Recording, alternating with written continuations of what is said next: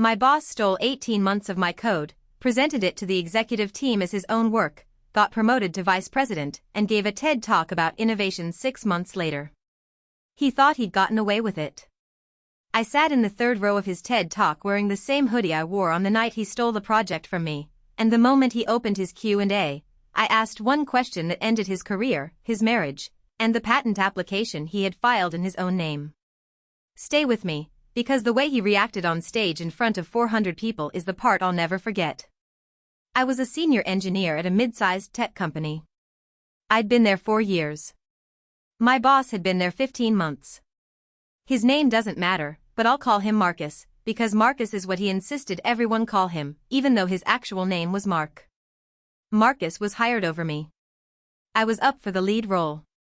The interview panel told me afterward, when they thought I couldn't hear, that I was the better technical candidate, but Marcus had, quote, executive presence. He had a deep voice and a confident handshake and a Patagonia vest.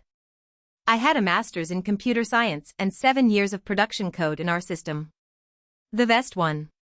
When Marcus took over, I was already 8 months into building a new platform. It was an internal tool for predicting customer churn using data we already had. Nobody else had asked me to build it. I built it on my own time because I saw the problem. I shared the prototype with my team. They loved it. We started using it informally. It saved the company an estimated $4.2 million in retained accounts in its first quarter, which I documented in our internal wiki with screenshots and dashboard outputs. Marcus saw the wiki page on his second day. He asked me about it. I walked him through every line of code, the architecture decisions, the model training pipeline, all of it. He took notes on his laptop. He said, "This is impressive. Let's keep this between us until we figure out how to position it." That was the first red flag. I missed it. I trusted him because I needed to. For the next 4 months I kept building. I refactored the codebase. I added a recommendation engine on top of the churn prediction. I integrated it with our CRM. Marcus would check in once a week.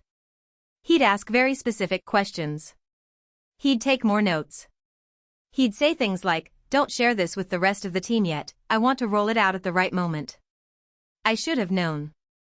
I should have known when he asked me to push the code to a private repo on his personal GitHub account, so we could, quote, control the IP. I asked why we wouldn't just push it to the company repo. He said the company repo had too many eyes on it and we wanted to keep this clean. I pushed the code to his repo, with his email as the owner. That was the moment. That was the moment he stole 18 months of my work, and I handed it to him on a silver platter.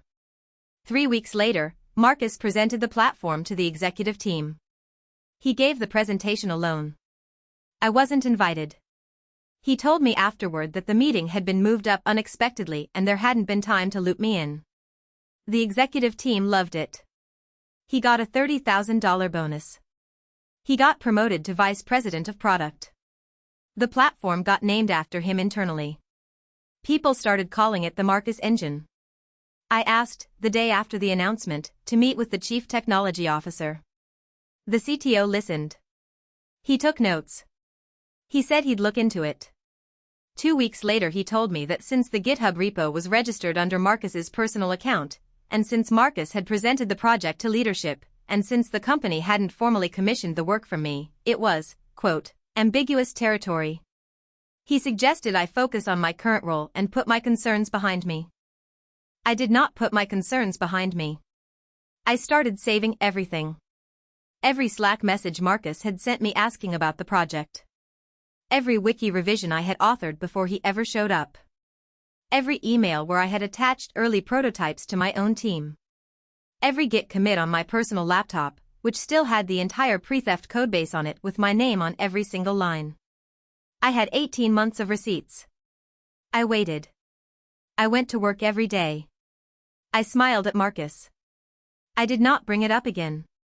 Marcus filed a provisional patent in his own name 3 months later. He listed himself as the sole inventor. He filed it through a law firm in Delaware. The filing became public in the USPTO database 6 weeks after he filed. I found it on a Tuesday morning. I printed every page. I added it to my folder. Marcus accepted a speaking slot at a regional TED event 4 months after that. The title of his talk was Predicting Loyalty: How One Engineer Built a Customer Retention Engine That Saved a Company $4 million. The TED organizer reached out to me, by complete accident, because my name was still on the company website as the platform's first internal lead. The organizer asked if I would be willing to give the audience a behind-the-scenes context piece after Marcus's talk. He'd assumed I worked for Marcus. I said yes. I was available. I would love to be there. I bought my ticket. I wore the same hoodie I wore the night I built the first prototype. I sat in the 3rd row. Marcus walked out on stage in his Patagonia vest. He gave the talk. He told the story of how he, quote, conceived of the platform during a coffee meeting with the CEO. He showed slides with my exact dashboard screenshots and my exact architecture diagrams, with his name stamped in the bottom corner. The audience clapped. He smiled. Then the moderator opened the Q&A. The moderator pointed at me first. I stood up. I had a microphone. I said, Marcus, can you walk us through line 42 of the churn weighting algorithm? Specifically, the heuristic correction you made for accounts under 6 months old. I'm interested in your reasoning. The audience laughed. They thought I was a fan getting nerdy. Marcus froze. He had not written line 42. He had never opened the file. He didn't know what the function was called. He didn't know the weighting heuristic. He didn't know the variable name. He was on a stage in front of 400 people, with a TED logo behind him, and he could not answer a single specific question about the code he had just claimed was his own. He stammered.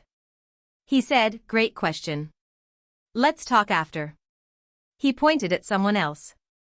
I sat down. I waited. The moderator pointed at me again 20 minutes later. I stood back up. I said, "Marcus, one more question. Can you tell the audience the name of the engineer whose GitHub commits between January 2022 and August 2023 contain the entire pre-presentation code base of this platform? I have the public archive open right now." The room went silent. Marcus said nothing. The moderator's face changed. 2 people in the front row pulled out their phones. Someone in the back said, "Oh my God." I sat back down. The TED organizer walked over to me. He said, very quietly, "Would you like to come on stage and finish this talk?" I did. I took the microphone. I told the room what had actually happened. I showed them the public USPTO patent filing with Marcus's name on it. I showed them my GitHub commits.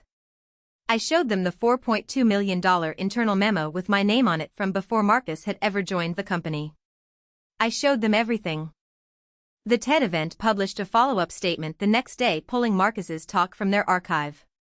The company opened an internal investigation by the end of that week. Marcus was placed on administrative leave the next day. He was terminated for cause 2 weeks later. The provisional patent was withdrawn. The company filed for the patent in my name, with my full consent, and paid me the bonus Marcus had received plus a 6-figure settlement. Marcus's wife filed for divorce the following month. I learned this because she sent me a very short email that said, "Thank you. I had been wondering for years." The platform is still in production. It is now called the Retention Engine. My name is on the wall in the engineering office. Marcus tried to sue me for defamation. The case was dismissed in 72 hours when his own lawyer reviewed the Git log. I keep the hoodie in a drawer. I do not wear it anymore. I do not need to. The receipts wore it for me.